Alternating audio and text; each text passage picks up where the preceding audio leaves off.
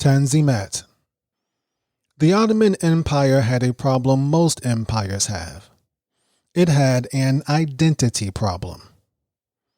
What did it mean to be an Ottoman? The Ottoman Empire was about 75% Muslim, 20% Christian, and 5% other religions. It was also a melting pot of ethnicities including Turkish, Arab, Armenian, Greek, Assyrian, Kurdish, Serbian, and many more. With so many different groups, Islam was the only thing uniting the empire. However, by the 19th century, some Ottoman intellectuals began to question Islam's place in the empire's future. Many of them believed Islam's usefulness had run its course and it was time to imitate the secularism of the European powers. In 1839, Sultan Abdul-Majid I signed 2 edicts ordering a series of reforms known as Tanzimat. Tanzimat was meant to modernize the empire and make it more secular, yet retain its Islamic identity. Tanzimat dismantled the old feudal system. Regions that were once controlled by nobles or feudal lords were now run by governors appointed by Istanbul. Tanzimat established a centralized education department. This put education under state control and took it away from the religious community. Tanzimat also secularized the legal system, undermining the Sharia upon which the Ottoman Empire had always operated. The empire hoped a secular legal system that applied the law equally to all people would help foster a unified Ottoman identity. The Ottoman financial system was also revamped to be more in line with Western financial practices. All these reforms did bring some improvements to the empire. Several new educational institutions and universities were built, helping to raise the empire's overall literacy rate. Modern taxation policies ended much of the rampant corruption that had plagued the empire for so long. Improved taxation meant more revenues, which the empire used to modernize its military. But these reforms also had unintended consequences. Implementing a secular legal system did not unite the various groups. If anything, it drove them further apart. One of the rules of the Sharia is that the Sharia cannot be imposed on non-Muslims. Hence, before Tanzimat, religious minorities in the Ottoman Empire were governed by the laws of their own local religious communities. But with the removal of the Sharia, all citizens were now governed by a single secular legal framework dictated by Istanbul. Having lost their autonomy, religious and ethnic minorities resented the Ottoman identity the government tried to impose upon them. Before long, Greek, Arab, Armenian, Serbian, and even Turkish nationalism had divided the empire into various ethnic factions. And even though the Ottoman military had improved, it still continued to suffer defeat at the hands of the Russians. All of these reforms cost money. And now that the Sharia was no longer a factor, the Ottoman government borrowed liberally at high interest rates, leading to staggering amounts of public debt. By the 1860s, the empire was over 100 million pounds sterling in debt to various entities. The interest payments alone accounted for nearly half the empire's annual tax revenues. The new Ottoman education system sent young people to study in Europe. They came back with even more ideas to fix the empire. They believed Tanzimat had not gone far enough and called for further political reform. They wanted to establish a constitution and a parliament and relegate the Sultan to figurehead status. The Ottoman Sultan was not in favor of these reforms. Sultan Abdul Aziz resisted these new ideas and persecuted these young intellectuals. The intellectuals went underground, formed secret societies like the Young Ottomans, and continued to advocate for a constitutional monarchy. Crop failures, mounting public debt, lavish spending, and a Bulgarian uprising led to the removal of Sultan Abdulaziz in 1876. He committed suicide a few days later, though foul play is also suspected. Abdulaziz was replaced by his nephew Murad, who was deposed 3 months later due to insanity. Murad's younger brother, Abdul Hamid II, became the next Sultan of the Ottoman Empire in 1876. The young Ottomans supported Abdul Hamid's ascendancy on the grounds that he would enact a new constitution. Abdul Hamid complied, and the empire's first constitution and parliament came into being later that year. But simply creating a constitution and a parliament did not fix the empire's problems. In 1877, Russia used the Ottoman Empire's brutal suppression of the Bulgarian uprising as an excuse to declare war. The Ottomans were defeated and lost all of their territory in the Balkans. Abdul Hamid blamed the defeat on the new political reforms. He abolished the constitution, disbanded parliament, and ruled the empire as an autocrat for the next 30 years. Sultan Abdul Hamid II continued to push the empire's modernization efforts, but he was suspicious of Western interference. Though he did not reverse all of the Tanzimat reforms, he preferred to emphasize the Islamic identity of the empire. And for a while, the empire experienced some stability and improvement. Abdul Hamid oversaw the construction of several institutions of higher learning and railways. He managed to avoid further conflicts with Russia, and he worked hard to lower the empire's public debt. The Ottomans owed so much money, its European creditors forced them to create a government agency to manage its debt. The Ottoman Public Debt Administration was run by Westerners and managed all Ottoman financial affairs. Let that sink in. The Ottoman Empire's financial system was controlled by European foreigners.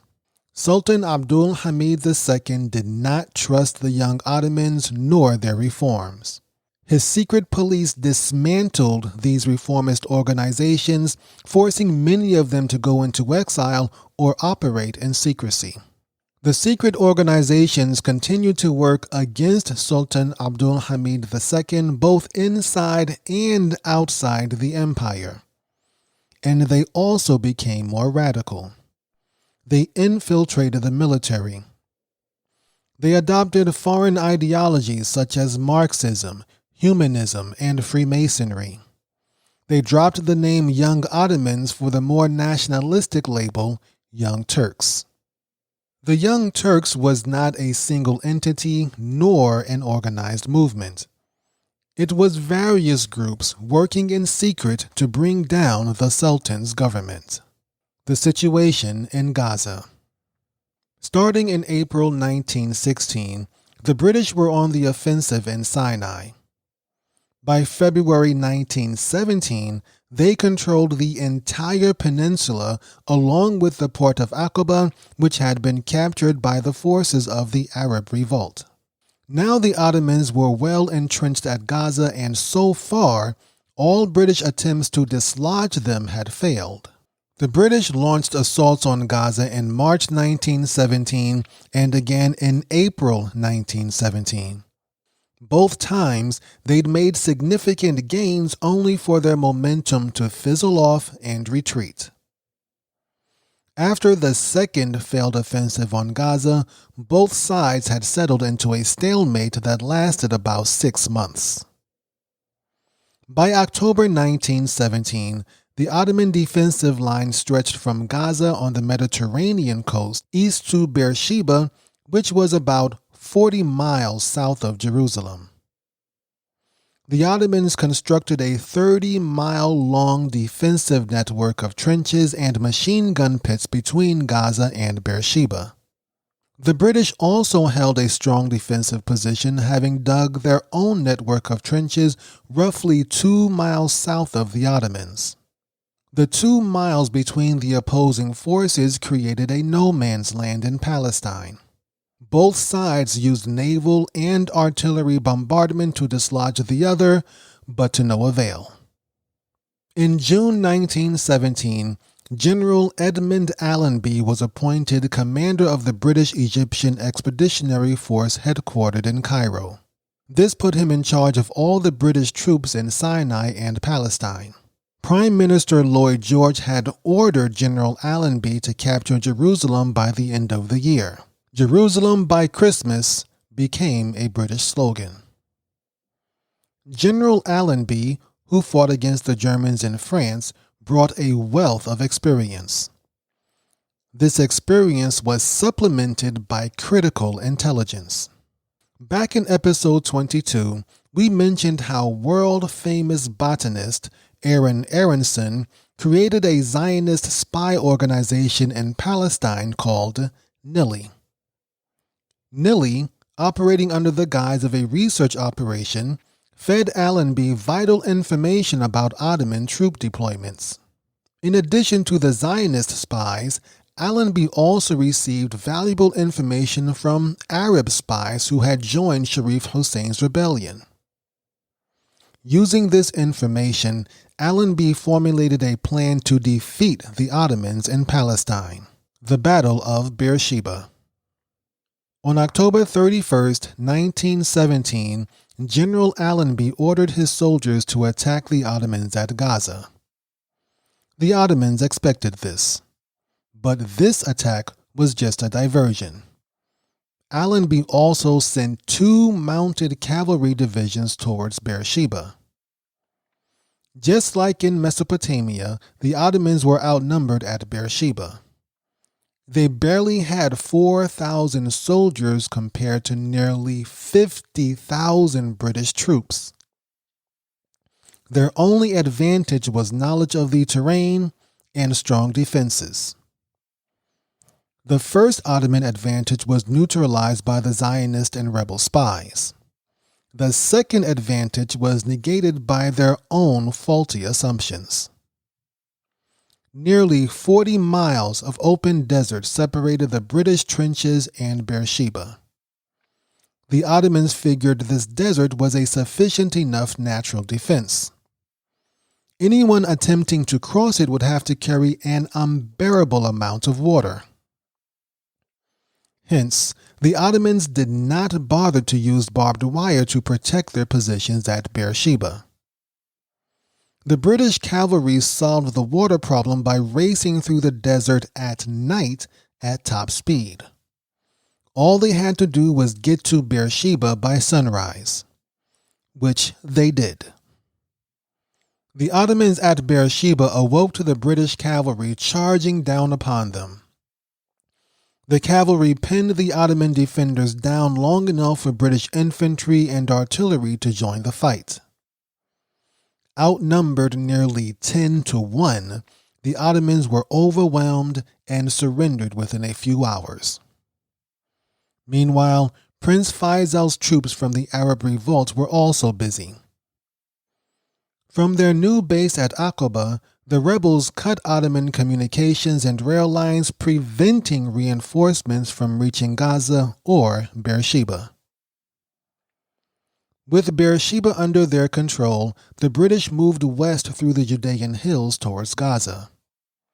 This region was well defended, but the British had momentum and numbers on their side. Within a week, they were closing in on Gaza from both the east and the south. On November 6, 1917, the Ottomans began withdrawing from Gaza and retreating north. The British captured Gaza and continued to pursue the Ottomans as far north as Jaffa near modern-day Tel Aviv. The Haversack Ruse. The Haversack Ruse, or Meinerzagen's Haversack, is a popular story describing how the British outsmarted the Ottomans at Beersheba. As the story goes, a few days before the battle, Colonel Richard Meinerzagen brazenly rode his horse into no man's land. The Ottomans gave chase and shot him, but Colonel Meinerzagen got away. In the confusion, Meinerzagen accidentally dropped his haversack, which contained fake British plans for an attack on Gaza. The Ottoman soldiers recovered the sack and passed it on to their German commanding officers who thought the fake plans were legitimate. This led the Ottomans to strengthen their defenses in Gaza at the expense of Beersheba. This may be a fascinating story, but it is mostly untrue. Yes, the British tried to trick the Ottomans by deliberately losing their fake plans. Other than that, the rest of the story is a myth. Neither the Germans nor the Ottomans fell for the ploy. The German commanders figured it was a trick and did not make any changes to their defensive plans. Nor did Colonel Meinerzagen ride out into no man's land. But more on that later. The Ottomans did not lose Beersheba because they fell for the Haversack Ruse. They lost because they did not use barbed wire, they underestimated the British, and the British had greater numbers and better intelligence. The lie of the Haversack Ruse was further immortalized in the 1987 Australian movie The Light Horseman. Colonel Richard Meinerzagen, the main character of the Haversack Ruse, was hailed as a war hero. But as it turns out, he was a scoundrel and probably an undiagnosed sociopath. Born into a wealthy family with close ties to the Rothschilds, Meinerzagen grew to be a respected soldier, spy, and ornithologist. And by the time he died in 1967, he was credited with cataloging thousands of different bird species for the British Museum. However, in 2005, it was discovered that he had lied about most of his work and had even claimed credit for the work of other scientists. Meinerzagen got away with this fraud for decades because of his status as a war hero. This sparked further investigations into his life, and eventually, the events of the Haversack Ruse were revealed to be a lie. Meinerzagen was not even involved in the ruse. It was another soldier who dropped the haversack with the false British documents. But that man was later killed in battle, and Colonel Meinerzagen adopted the story as his own. And while totally unrelated, there's also speculation that Meinerzagen may have killed his second wife. In 1921, his wife died when she accidentally shot herself while he was giving her shooting lessons. Richard Meinerzagen was the only eyewitness, and his story was taken at face value. It was later discovered that he was carrying on a relationship with his 15-year-old cousin at the time his wife died. The Fall of Jerusalem. By November 13, 1917, the British had driven the Ottomans out of Jaffa and north of the Yarkon River. From there, the British moved east towards Jerusalem, engaging pockets of Ottoman resistance as they went. Making sure to keep the fighting out of the Holy City, the British cleared out Ottoman forces south and east of Jerusalem. The Ottoman soldiers that survived the fighting fled to Nablus, 30 miles north. With British victory imminent, Jerusalem's religious leaders met with General Allenby to peacefully surrender the city. And on December 11th, 1917, General Edmund Allenby, along with Mark Sykes and Francois-Georges-Picot, entered Jerusalem. None of the leaders of the Arab Revolt were invited. For the first time in 730 years, Jerusalem was not under Muslim authority. Allenby took care to show respect for the great city revered by three different faiths. He entered Jerusalem on foot and did not carry the British flag with him. And for the time being, he decided to delay the announcement of the Balfour Declaration. The conquest of Jerusalem was a major victory for the Allied forces. Lloyd George had delivered on his promise to capture the city by Christmas. Russia officially leaves the war. As the British were pushing the Ottomans out of Palestine, the Bolsheviks, led by Vladimir Lenin, were taking over Russia. And with the levers of government in their hands, the Bolsheviks found some interesting documents in the Russian archives. Even though many of the leaders of the Bolshevik Party were Jewish, they rejected Zionism as another capitalist movement. And they still resented their capitalist former allies who had dragged Russia into the Great War. In November 1917, the Bolsheviks released the details of the Sykes-Picot Agreement. They gleefully exposed the Tsar's complicity in the agreement in return for the Dardanelles Strait. Embarrassed by this revelation, Prime Minister Lloyd George tried to brush it off. He claimed the agreement was made before he came to office and that many things had changed since then. When Sharif Hussein and the other Arab leaders demanded an explanation, Lloyd George reiterated Britain's commitment to Arab independence. The Ottoman government made the most of this revelation. They ridiculed Sharif Hussein, calling him a dupe and a fool. They criticized him for betraying the honors bestowed upon him by the Caliph just to become a slave for the British. The Bolsheviks signed an armistice agreement with the Central Powers in December 1917, effectively taking Russia out of the war. The two sides continued to negotiate terms of a final peace agreement until March 1918. This presented a big problem for the Allies. American troops were still months away from arriving, and now the Germans would have a slight numerical advantage on the Western Front. Germany began transferring troops away from Russia to face the Allies in France and Belgium. But the Germans were up against the clock. Whatever advantages they currently held would disappear once the Americans arrived. With this small window of opportunity available, Germany launched a major offensive hoping to break the Allies and force them to the peace table. This was Germany's last chance to win the war. Wilson's 14 points. A few weeks after the Russian armistice, American President Woodrow Wilson announced his famous 14 points in a speech before Congress. The speech, delivered on January 8, 1918, was intended to clarify and outline American plans for peace after the war. This was a critical point for President Wilson. Before the Zimmerman telegram, which we discussed in episode 20, most Americans wanted to stay out of the war. And now that they were in it, they did not want to fight to maintain Britain's and France's colonial empires. President Wilson knew all about Sykes-Picot. The Allies had to tell him about it once the United States entered the war. But Wilson, like the other Allied leaders, hid this knowledge from the public.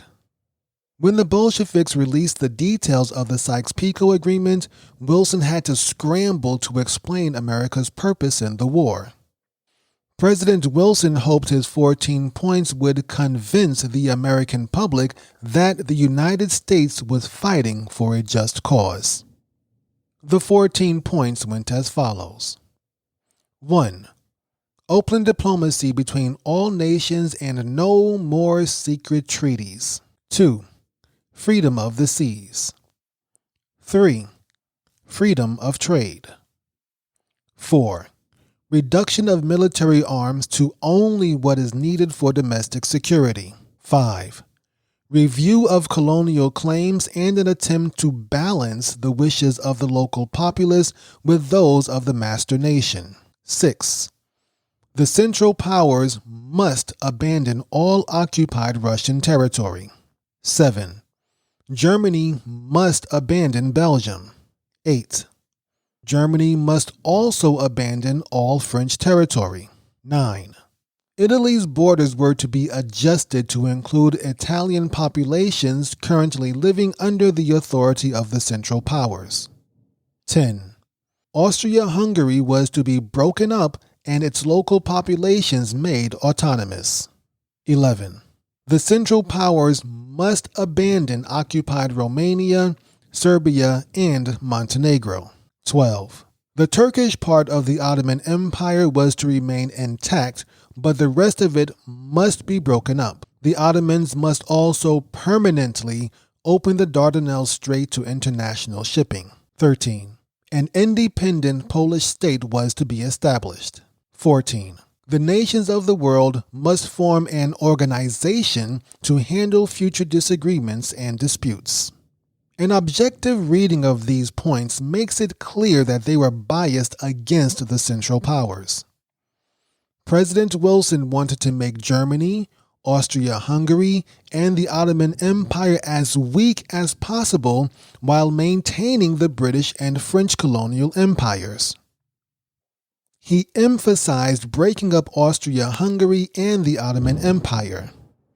Yet, he suggested Britain and France, much larger empires, merely listen to their colonial subjects. Even with this obvious bias, Britain and France were dismayed by Wilson's 14 points.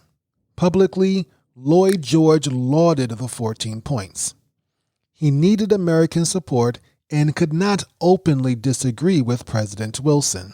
But privately, British and French imperialists thought the American president was naive and ignorant of how the world worked.